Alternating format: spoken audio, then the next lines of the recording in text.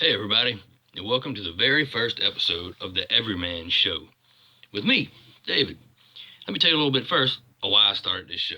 So, one night, over some Evan Williams bourbon and some Johnny bootleggers, I got thinking about just all the stuff that's going on in this country of ours, And I believe that there are millions and millions of people of every race, every religion, every cultural background, every sexual orientation, whatever it may be, that feel like they're not being served by the two-party system in the United States, not being served by any of the powers that be, not being served by the media.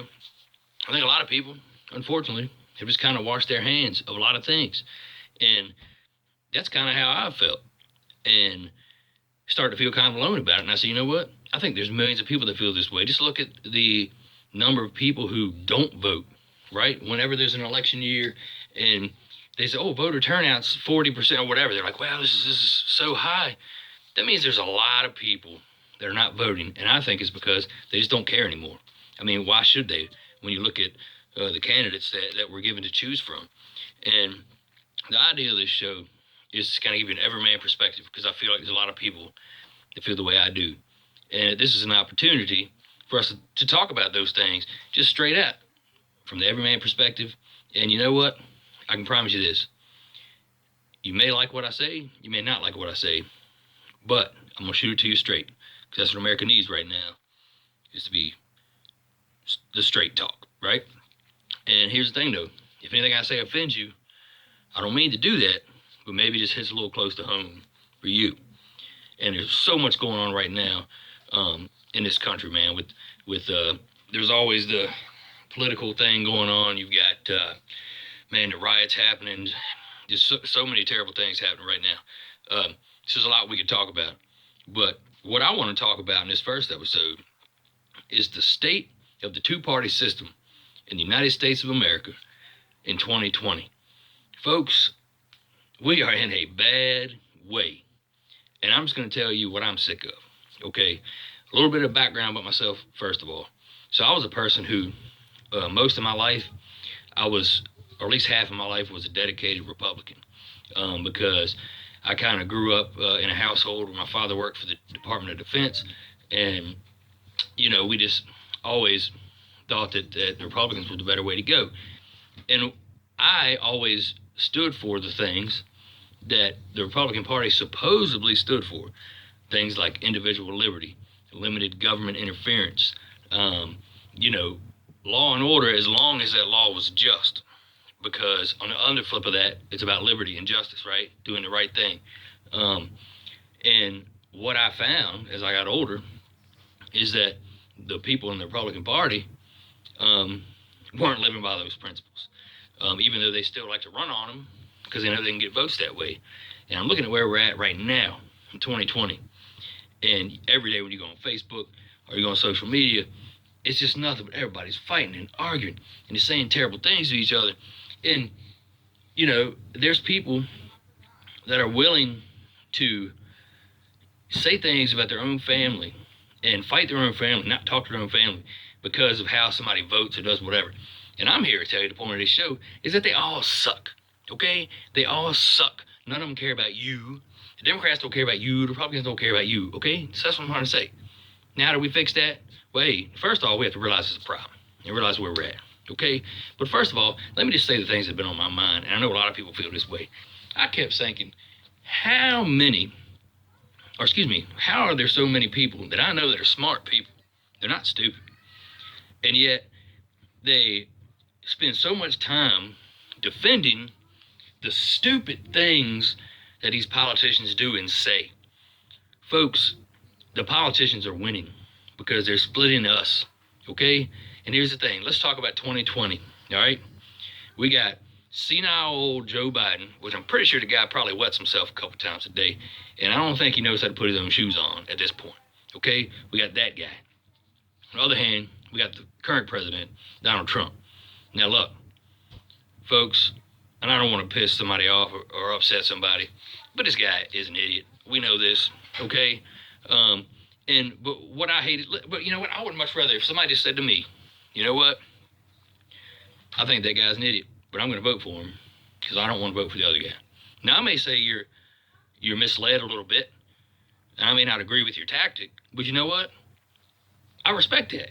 And if you said the same thing about Joe Biden, I respect that. The problem is there's so many people that defend these people, defend the things they say, defend the things they do.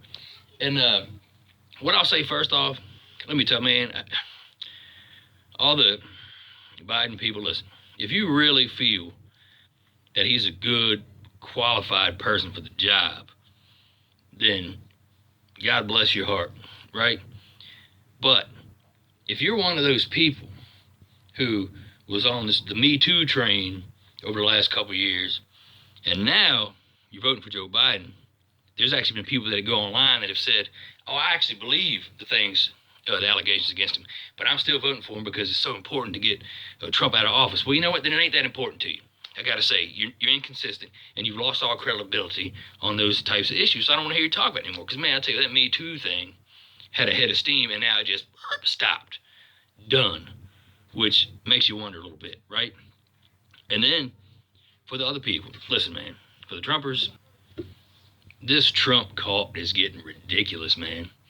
You know, I've never seen so many people say things to me just because I question, something he does or says, or, the double standard, with some of the things that he does and says that, look, you wouldn't let Obama say or do these things, right? And you shouldn't. But you excuse it for this guy because it's just like, man, you guys are like a bunch of Trump cult. It's like a Trump cult, man. It's weird. And God forbid you say something bad about him because they'll call you every name in the book. Now, come on. What I'm here to tell you people, man, I'm saying this because I love you, right? He is playing you like a fiddle, and you are going right along with it. See, and I will say this, just to be completely honest with you. In 2016, I voted for him. Let me tell you why I voted for him. Because I was still in that phase of life where I said, I almost didn't vote at all. But I was still in that phase of, the lesser of two evils, Here's the fact. Lesser of two evils is still evil. And I wasn't going to vote for Hillary. And I thought at the time that Donald Trump was the best chance we had, the only chance we had, that we could maybe really blow up the system. Because the system is so bad and so corrupt. And I figured he would go in like a bull in a china shop. Now, with his words, he does that. Problem is, it's become plain to me that this is a game to him. The things he says, the things he does, he loves it that the media tries to shut him down. Because, look, he needs it, okay? Because on his own, he's not that stellar, let's be honest, right? Because I think there's a lot of people that are saying, I just don't really like this guy. Even people that voted for him, like myself. But you know what? When he makes an enemy and he says, well, the media's after me, which means they're after you. And then it's whatever. He points to all these people. He's the victim, right? He's the victim. And all it does is fire up his base. That's what he's doing. Look, Trump needs the media to hate him. That's why he won't shut his mouth. He needs them to hate him. He needs this virus thing to keep going as long as possible. I think he actually liked it when things were shut down because it's a win-win for him. Because that makes another enemy. Well, look what the Democrats are doing, And, I'm spending a lot of time talking about Trump because let's be honest. And the Biden people, really, do I have to tell you what's wrong with that guy? But the fact that you look at these two, man, Trump talked about draining the swamp. He is the swamp. He needs the swamp, man. He don't care about me. He don't care about you. He needs the swamp.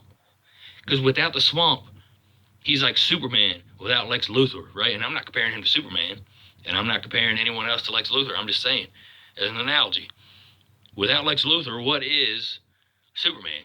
He's an overgrown dude in pajamas that just flies around looking stupid, right? But because you have Lex, you get this guy, he has a purpose, right? That's what Trump is, man. He needs it because he cannot thrive without an enemy. That's been his whole MO, his whole life, man. Just read his story. That's what it is. He's not this great hero. He's just a dude that knows how to manipulate people, all right? And that's just, hey. And if you're okay with that and you say, Hey, that's okay. I like it. And you know what? Good. That's an honest answer, and I respect you for that. But what I'm trying to say is, when you've got a president who has an R next to his name, and he's out there threatening to shut down private industry because they're not fair, and when he's out there banning bump stocks, you're giving gun owners 90 days to destroy or turn in their bump stocks or face the consequences. When you've got a guy who supports red flag laws, he actually said in his own words, take the guns first, due process second. Then look, if you're okay with that, then that's cool, by all means. But I'm tell you what, if you Trumpers, the next time, just remember, the next time a Democrat's in the White House, because it will happen again at some point, whether it's this time or later down the road, or anybody for that matter. And when they start talking about shutting down and punishing private industry because they're not fair and they're mean and they're evil, or when he starts talking about unilaterally messing with your Second Amendment rights, then you know what? I don't want to hear you complain about it because you lost all credibility. You're just as bad as the Me Too people who are now voting for Joe Biden. So how about that? So, you know what? That's all I'm going to say on this episode because we got lots of stuff, man. We can talk all day. The point is, though, it's just I want an outlet for the everyman. I'm hoping I can say something that a lot of people say, man, you know what? He's right. I agree with that. I've been thinking that, but I've been afraid to say it because when I call out the hypocrisy with Donald Trump, all my Trump-supporting friends and family rag on me, call me a crazy liberal or call me whatever. But if I call out the hypocrisy on the Joe Biden crowd or the left, they say I'm some crazy Trump lover or some white nationalist or some bull crap. Listen, I'm here to tell those people that there's more of us than there is of them. We are what made this country. And we, and I mean people in the middle ground, white, black, red, yellow, brown, Christian, Jew, Muslim, whatever. Man, we're the ones that made America special. And we are the ones that will continue to make it special. And all of us are going to come together and we're going to do that. And I'm hoping this is an outlet where we can all talk, I'm the only one talking, clearly, it's my show. But, you can leave comments. And yeah, this is the first one. We may change the format, have some guests come on, have people talk there, other everymen, because we obviously don't all think exactly alike. But I think overall, at the end of the day, a lot more people just want to be able to protect their family, want the government out of their business, want to stop listening to these crappy politicians that want to be dictators, and that's really what we want. So I just want to say thank you for taking time to watch this. Hopefully you like something I said, and I don't know when I'm going to do other episodes. I'm really just going to do it as the mood strikes me. So hope you guys enjoy that, and remember, take care of your family, take care of yourself, take care of your community, because it's your duty. All right, man. Y'all, peace out. God bless. And God bless America. Better days are coming.